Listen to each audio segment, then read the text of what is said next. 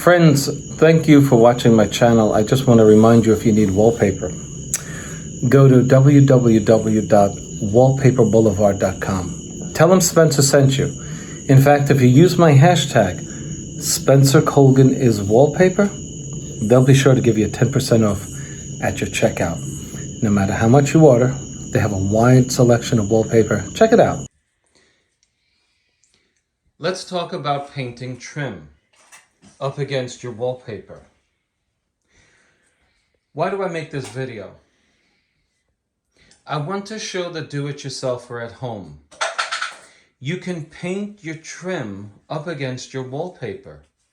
A lot of folks will ask me, hey Spencer, should I have the painter paint the woodwork first or the ceiling first before you do your wallpaper? And my answer is always, it doesn't matter. A good painter should be able to paint your ceiling or your trim first or second. And here's why. A painter with the right brush will cut a straight line going across the trim. But let's say the wallpaper's in great condition, but you want to change the color of your trim. You want to make it white. Your daughter doesn't like this anymore. Well, you don't have to change the whole decor of the room. Your wallpaper will last at least 5 years, interest-wise, meaning the child still likes it or you still like it. So 5 years is a fair amount of time to keep your decor and change the accents. What are accents? Your ceiling, your trim, your doors, okay? So there are two ways to do it. If you're a do-it-yourselfer, I admit that it might be hard to cut a straight line of paint against your woodwork. I'm going to show you another way that if you follow my instructions and you go slowly, you can make it look better than a professional who comes to your house.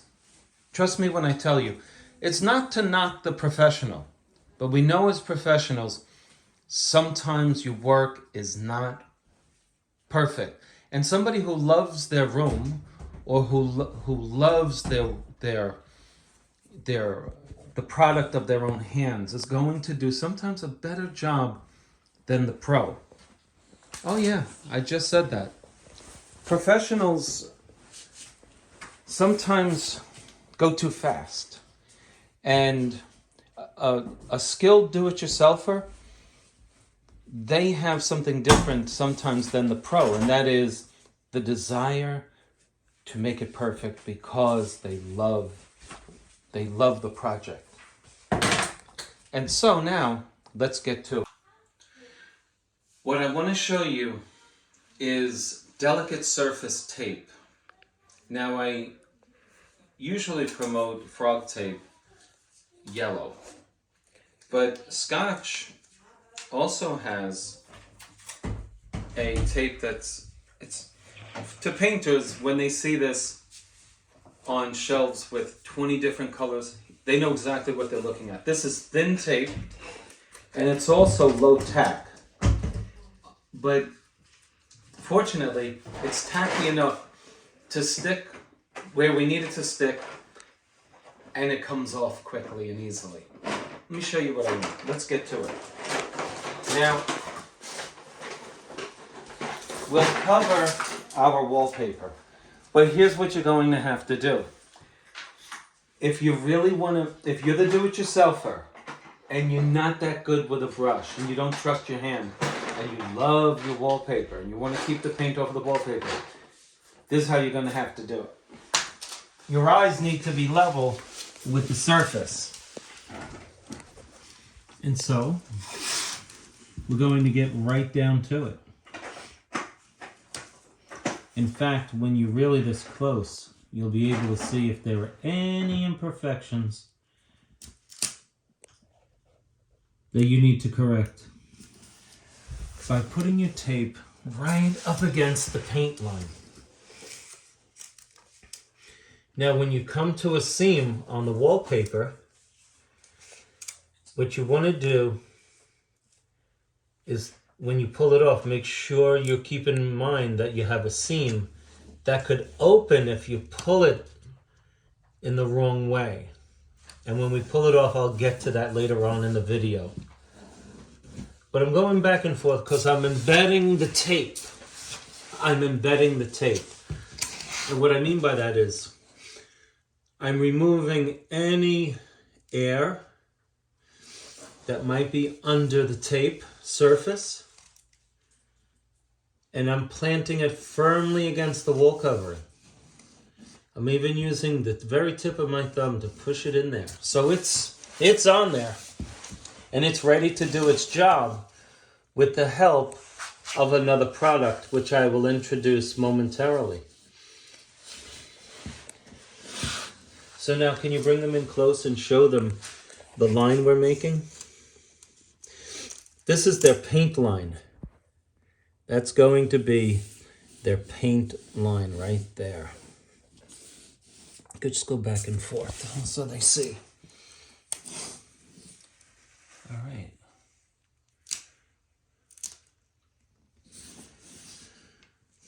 All right, so now when I need to move my body, I pull out my tape, I hold it down, and I put it on the ground so that I can move my body without breaking the tape. Okay, bring them up. Now I'm going to continue this throughout the rest of the wall, and then we'll introduce the new product that will make it absolutely airtight. Okay, see you on the next frame. We're going to use clear caulk. This one is Shermax from Sherwin-Williams, but we want to make sure that I make it clear that we're using clear caulk. Now, I put tape. You see that tape there? I cut the tip of the caulk on a 45 angle. And when it gets gunked up, I don't know the whole side. Is it this side or that side? So if I keep a black magic marker, a mark here, that's where the caulk is coming from, this side. So I mark it. I take the caulking gun rod, which is on the side of most, not all, caulk guns, and I penetrate the diaphragm that sits at the base of the tube. It's an airtight diaphragm that protects the caulk from drying out. I put my caulk in the gun with the angle facing downward, meaning that the tape showing the opening is also in line with the bottom of the gun. And now, I'll bring the caulk out to the tip.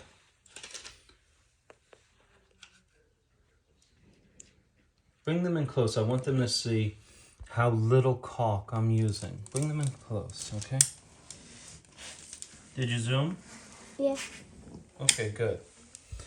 So I've done a third of the wall. And now I'm taking a wet finger, because I have a wet washcloth here, and I'm going to drag the caulk in one direction. Get all the air pockets out of your caulk. And press it in where the tape meets the edge. And now, why am I doing it? And why am I using clear? The reason I'm using clear is because it dries clear. When I remove this tape, I'm going to reveal the edge of the caulk that will be sitting against the wallpaper. Because there's tape here and caulk here, I won't be able to paint the very edge that sits against the edge of the tape. Under this tape is an edge of caulk. If you imagine this to be your tape, and this to be your caulk. Can they see this? And I do this. Can they see this? Yeah. Watch this. I can't get to the top of the caulk that's sitting against this tape.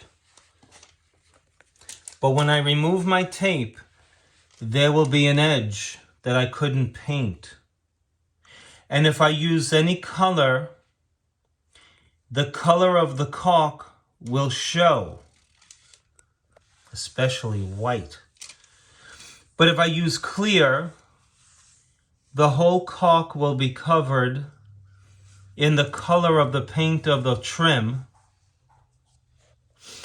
and the color of the caulk where I cannot paint that was sitting against the tape will be clear, translucent, and it will take on the color of the paint and become imperceptible to the eye. But if I caulk using color and I paint the edge, the color of the caulk will definitely be the color of the caulk. If you use white or brown or gray, let's see.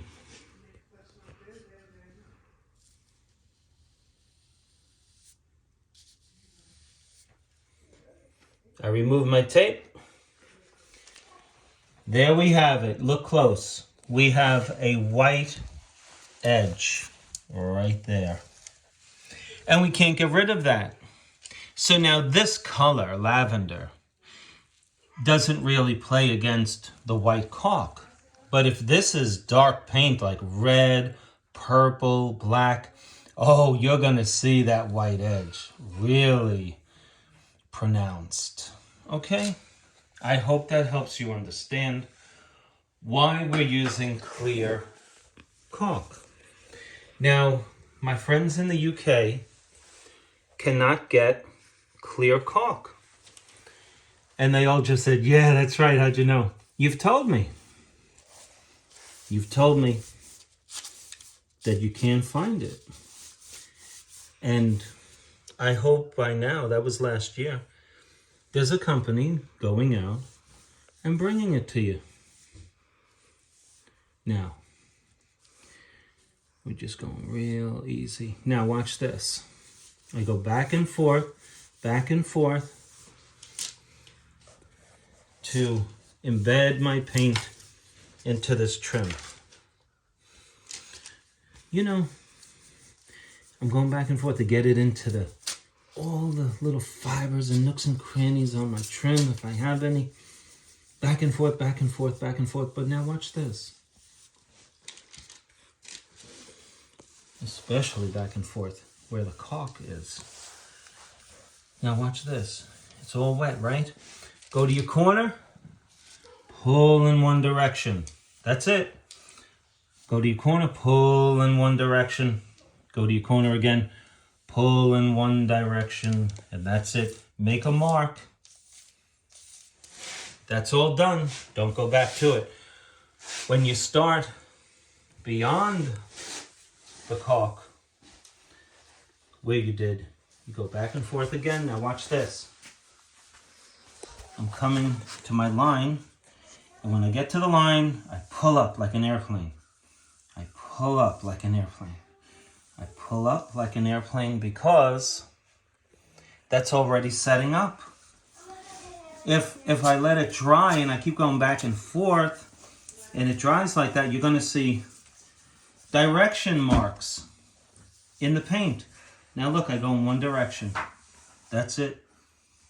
That's it. I lift off where that line is, and you'll see a nice transition between the wet here and the wet at the line.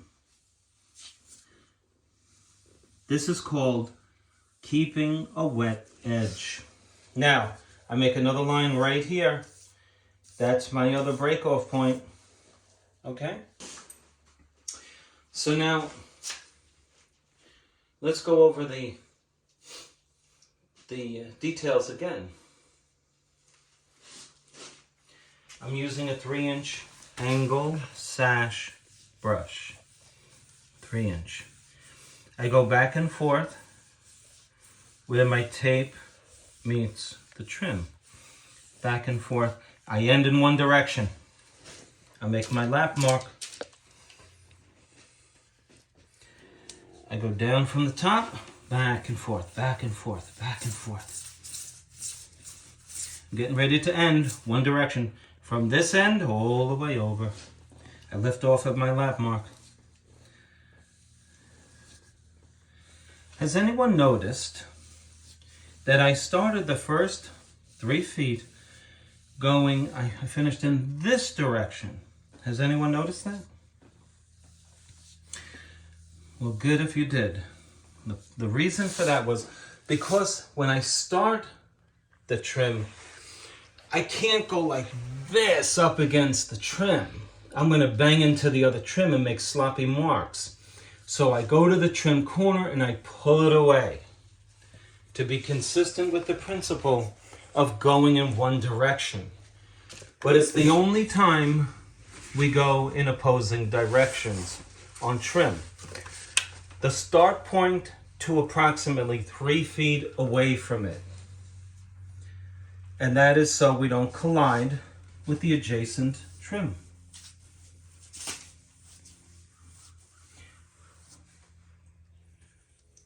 Anybody watching this can do it as long as they have the brush, the caulk, the right tape, and the desire to do it.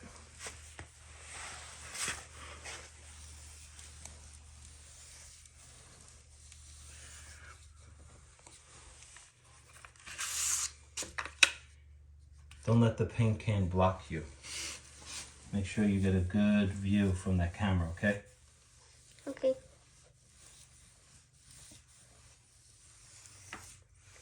I'm making sure I know where my lap mark is. I lift off like an airplane. This way, you won't get roping. What is roping? Roping is the effect of congealed paint that has been put on too thickly that leaves the impressions of the filaments on the paint job. I'll give you an example in an exaggerated way. That is roping. All of those little raised parts, it looks like rope.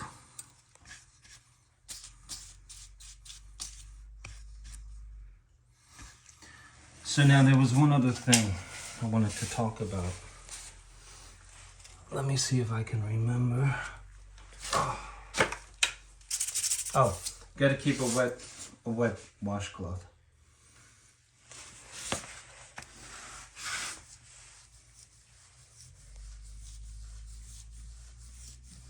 Oh, no, that wasn't it. Folks are always asking, hold on a second, do I have to let the caulk dry? Did it dry in the video? Do you know if he dried it? No. You're going to let the paint and the caulk dry together.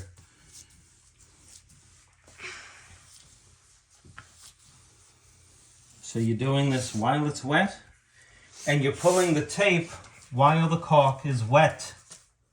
Oh yes. Now you see how I'm in this corner now? And I can go in the one direction because I'm not banging into the corner the way I would on the opposite side.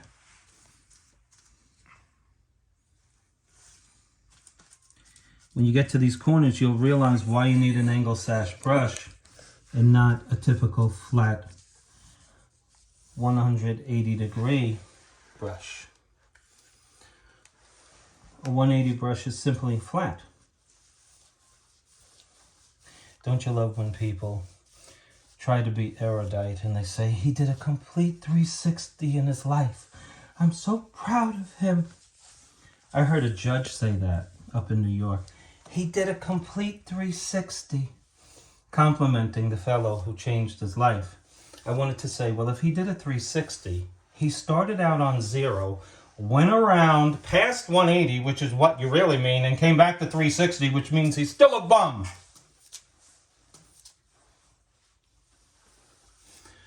But I didn't say it. Okay, let's pull out tape. Let's go back over to the beginning. While it's wet, the time that has passed from starting to paint this has been about 8 minutes or so. Now, the way to pull this off, back up a bit, and you want to stand up and point the camera downward. I'm pulling the tape down toward the trim because I'm pulling against wallpaper. And I don't want the wallpaper to be tempted to come up. So even though I'm putting pressure on the wallpaper to come off the wall, I'm pulling it in the direction of downward. So it thinks twice about coming off or lifting. And because I'm using the right tape, which is not cheap, my tape is coming off very nicely.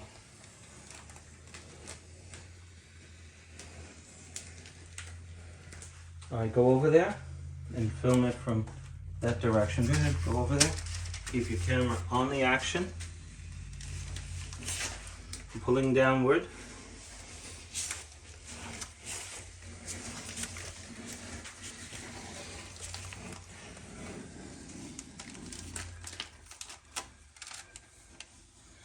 I'm going to leave it in the corner so that I can do the other wall. I'm going to lock the tape down into position against my construction paper. And now we can show the good folks at home the job. You judge for yourselves whether or not this is the direction you want to go in. I suggest you do. If you do, you're going to get a nice line.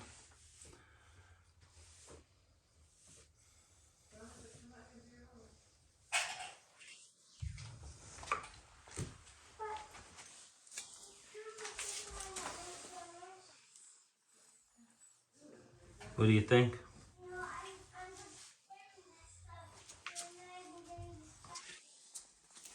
Isn't that line beautiful and crisp?